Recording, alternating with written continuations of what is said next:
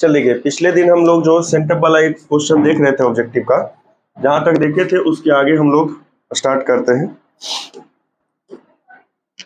हम लोग 1 से 10 तक देखे थे, 10 के आगे का क्वेश्चन देखते हैं। 11 नंबर क्वेश्चन।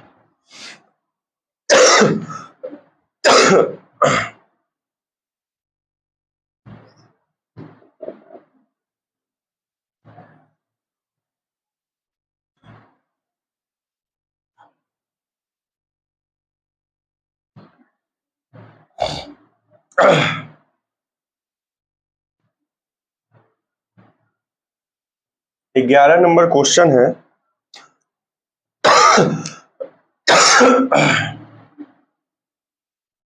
एक इलेक्ट्रॉन वोल्ट किसके इक्वल है? एक इलेक्ट्रॉन वोल्ट समतुल्य है, एक electron voltage, 1 electron voltage equivalent to, किसके इक्विवेलेंट है? 1 इलेक्ट्रॉन वोल्ट। ठीक है, तो 1 इलेक्ट्रॉन वोल्ट किसके इक्विवेलेंट होगा? तो 1 इलेक्ट्रॉन वोल्ट का मतलब क्या होता है?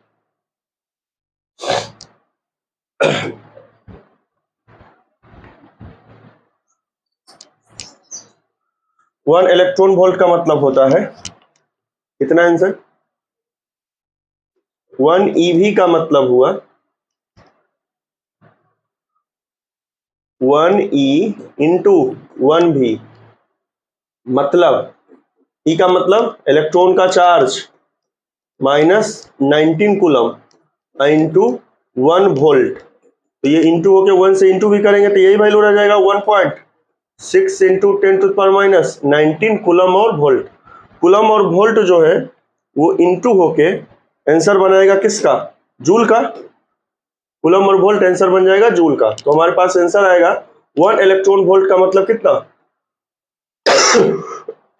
1.6 into 10 to power minus 19 joule. 1.6 into 10 to power minus 19 joule. अब अगला देखिए 12 नंबर क्वेश्चन। 12 नंबर क्वेश्चन में क्वेश्चन देखिए क्या है। क्वेश्चन है, दो समांतर तथा एक ही दिशा में गतिमान धारावाही चालक के बीच लगने वाला बल कितना होता है प्रति एकांक लंबाई पे? The force acting per unit length of two parallel current carrying conductor moving along the same direction is कितना होगा? तो आपको याद होगा ये कि होता क्या है, ये जो दो पैरेलल जब कंडक्टिंग वायर को रखते हैं तो एक में मान लीजिए I1 है, एक में I2 है, अब बीच का डिस्टेंस R है। इसके लिए फोर्स जो आता है पर यूनिट लेंथ का होता है mu naught I1 I2 by 2R। Mu naught I1 I2 by 2R। इस फॉर्म में देखेगा तो यहाँ आपके पास कोई आंसर नहीं, नीचे में R है लेकिन 2R किसी में नहीं। तो ये आगे में आपको दिख रहा होगा 10 टू द पावर माइनस 7 सारे ऑप्शन में। तब म्यू नोट बाई 4 पाई जब रहेगा तब नहीं आंसर बनेगा 10 to the power minus 7।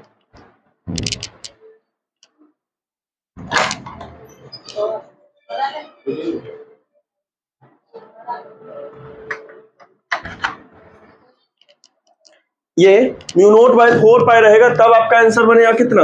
10 to the power minus 7। तो 2 है, 2 इसमें इंटू कर लें, ये हो गया म्यू नोट बाई कितना? 4 पाई हो गया। अब म्यू नोट बाई 4 पाई का वैल्यू हो गया कितना?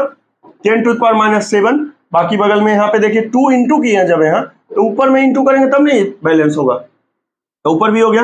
ये हो गया 10 to the power minus 7 2 I1 I2 अब आई कितना? R। ढूंढिए आप ऑप्शन, कौन सा आंसर? ये सी।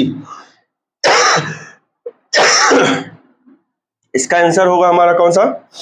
सी, 10 to the power minus 7 2 I1 I2 और R, ये सी। ठीक है, अगला 13 नंबर क्वेश्चन। 13 नंबर क्वेश्चन क्या है? लौह चुंबकीय पदार्थ के लिए, लौह चुंबकीय पदार्थ के लिए जो वैल्यू है किसका? Epsilon R।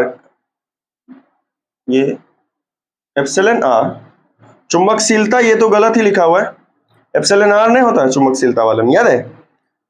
मैग्नेट वाले में परमिएबिलिटी बोलते हैं, उसको म्यू आर से लिखते हैं।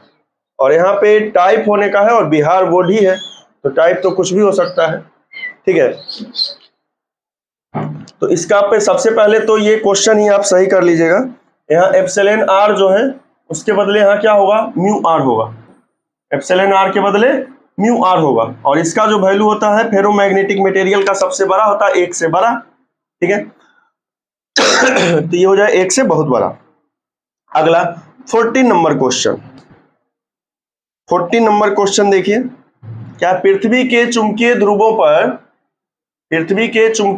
पर नमन कोण का मान क्या होगा। नमन कोण का मान यानी कि एंगल ऑफ डिप बताना है आपको पोल पर। कहां पे, पोल पे। तो पोल पे जो वैल्यू होता है वो होता है कितना डिग्री, 90 डिग्री। कितना डिग्री, 90 डिग्री। इसमें याद होगा आपको ये इक्वेटर हो गया, विषुवत रेखा जिसको बोलते हैं हिंदी में। ये हो गया ऊपर वाला नॉर्थ पोल, यहाँ हो गया कौन सा, साउथ पोल। यहाँ भी 90 डिग्री, यहाँ भी 90 डिग्री, और यहाँ पे कितना, 0 डिग्री। एक तो क्वेश्चन ही हो गया कि कितना होगा पोल पे। तो चाहे कोई भी ध्रुव हो, चुंबकीय ध्रुव हो, मतलब ध्रुव हो, द्विध्रुव, चुंबकीय ध्रुव हो मतलब उत्तरी ध्रुव या दक्षिणी ध्रुव, दोनों जगह पे कितना, 90 डिग्री होता। और विषुवत रेखा पे इसका वैल्यू 0 डिग्री। यही क्वेश्चन यहाँ पे ध्रुव को बदल के क्या बोल दे, उत्तरी ध्रुव बोल दे, तब भी यही आंसर होगा। दक्षिणी ध्रुव बोल दे, तब भी यही आंसर होगा। लेकिन विषुवत रेखा बोल देगा तभी 90 डिग्री के बदले, यानी कि इक्वेटर बोल देगा तभी 90 डिग्री के बदले कितना हो जाएगा, 0 हो जाएगा वैल्यू। कितना, 0 हो जाएगा। लेकिन अभी फिलहाल जो हमसे पूछ रहा है वो ध्रुव का पूछ रहा है, पोल का पूछ रहा है, तो 90 डिग्री होता है। अगला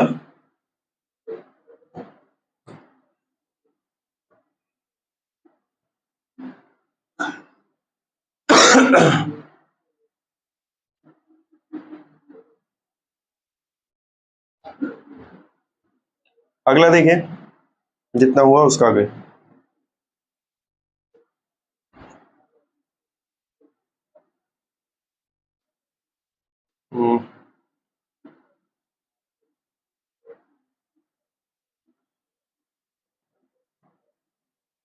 चल देखिए इसमें क्या हो जाएगा, ये तो पिछला ही क्वेश्चन है। 90 डिग्री डोमेन्स किस पदार्थ से बनते हैं, लौ चुंबकीय फेरोमैग्नेटिक में।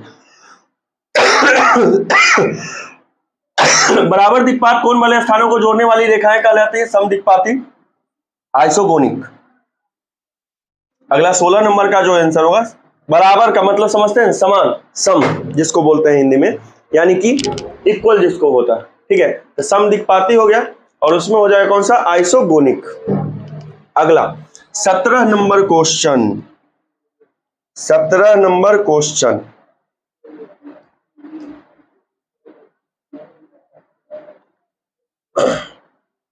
17 नंबर क्वेश्चन, देखिए,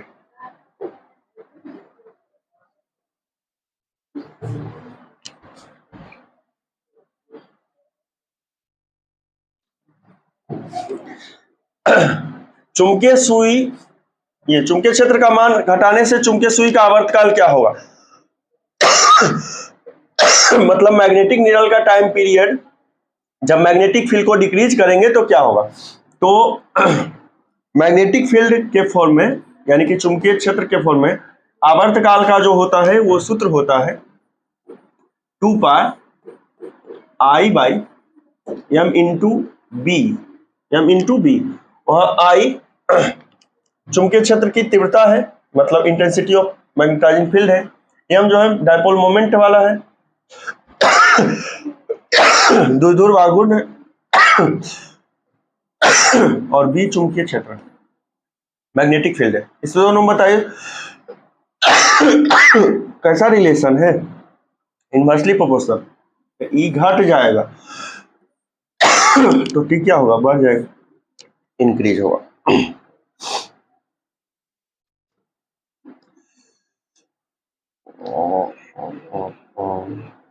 अगला चुंबक की ज्यामितीय लंबाई तथा चुंबकीय लंबाई में संबंध है। कैसा संबंध है बताइए।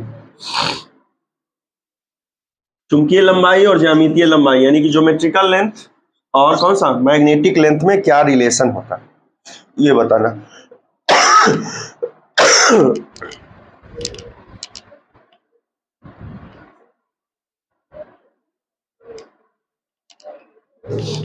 तो मैग्नेट जो होता है यानी कि चुंबक, चुंबक ऐसा होता है, ये हो गया नॉर्थ पोल, ये हो गया कौन सा साउथ पोल, उत्तरी ध्रुव और दक्षिणी ध्रुव। इसका जो दोनों छोर है, दोनों छोर या दोनों इंड जो बोलते हैं इंग्लिश में, उसके बीच के लेंथ को बोलते हैं यानी कि लंबाई को बोलते हैं कौन सा लंबाई, ज्यामितीय लंबाई। और ये जो दोनों पोल होता है यानी कि दोनों ध्रुव होता है, उसके बीच की लंबाई को बोलते हैं कौन सा लंबाई, चुंबकीय लंबाई, LM। ठीक है, इसका वैल्यू है 6 होता है और इसका वैल्यू 5 होता है। अब आप क्या कीजिएगा, LG बाई इसमें डिवाइड कर लीजिए, LG बाई LM बराबर 6/5। इसको यहां कर दीजिए, ये इसको उल्टा करके समझिए तो 5/6 होगा उधर, ये इधर चला जाएगा, यानी कि कौन सा आंसर 5/6 LG। अगला, एक समरूप चुंबकीय क्षेत्र में एक आवेशित कण के पथ की त्रिज्या समानुपाती होती है। इसमें आइए उस पे क्या बोलते हैं, साइक्लोट्रॉन वाले में इसका सूत्र होता है mv त्रिज्या का, अब भाई कितना क्यूब, पथ की त्रिज्या निकालते होंगे। तो mv का मतलब क्या हो गया, mv का मतलब संवेग या मोमेंटम ने हो गया, मोमेंटम, संवेग के समानुपाती होगा मोमेंटम। निम्नलिखित में कौन विद्युत चुंबकीय तरंग नहीं है, विद्युत चुंबकीय तरंग कितना होता है, 7 होता है। उन 7 में से ये प्रकाश भी होता है, यक्ष भी होता है, अवरक्त भी होता है, कौन सा नहीं होता है, ध्वनि तरंग यानी कि कौन सा, साउंड वेव। साउंड वेव जो है वो हमारा क्या है, इलेक्ट्रोमैग्नेटिक वेव नहीं है, साउंड वेव हमारा इलेक्ट्रोमैग्नेटिक वेव नहीं है। अगला,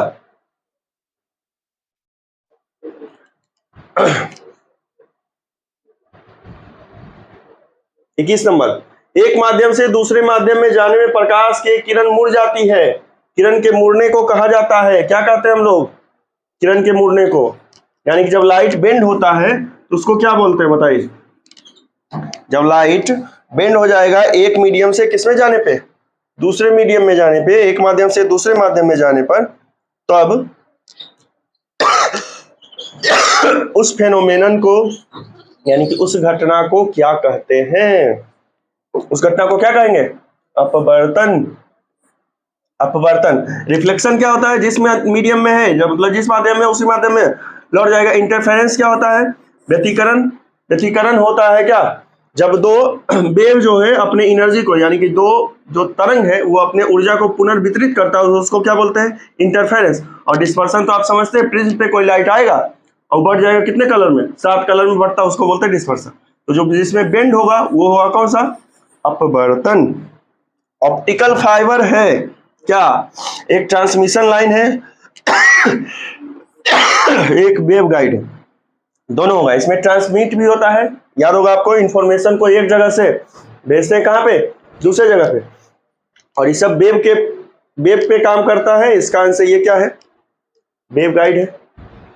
तो दोनों है, यानी कि ऑप्टिकल फाइबर जो है हमारा क्या होगा, C is both transmission line and waveguide. हो गया। अगला